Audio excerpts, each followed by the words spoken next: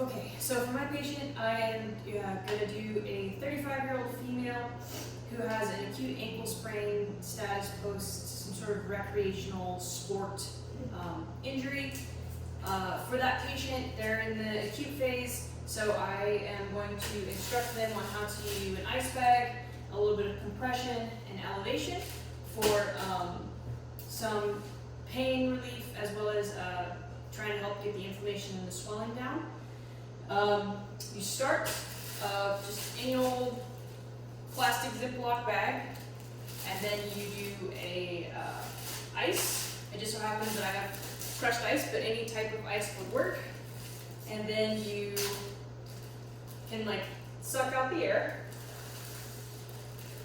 like so, because the less air you have, the better it would be as far as conforming to the body part.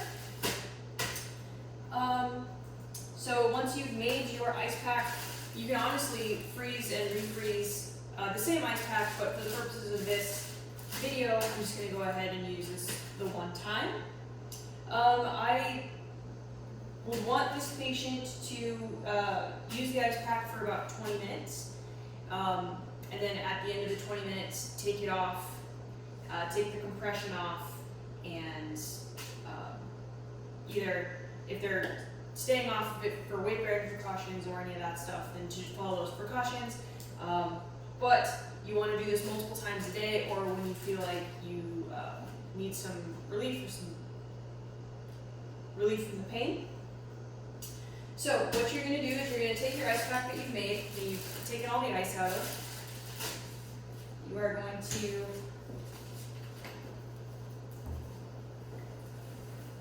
sit here. You're going to put it on your ankle, like so, lateral ankle sprain, like I said. And then you're going to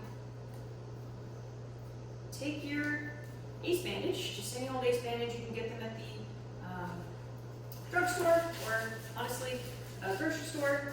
And you are just going to, starting from the bottom, create a little bit of compression back up towards the body, just to assist with any kind of swelling or edema returning back to the body. And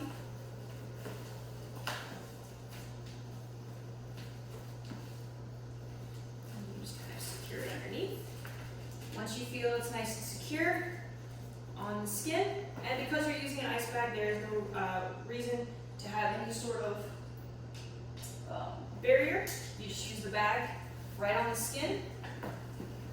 And then you're going to lay back with the extremity above the level of the heart. I would ideally want maybe a little higher, maybe like that, so you can get some assistance and some elevation coming back towards the body. When you're done, you do the same thing, and you kind of take off the compression like so.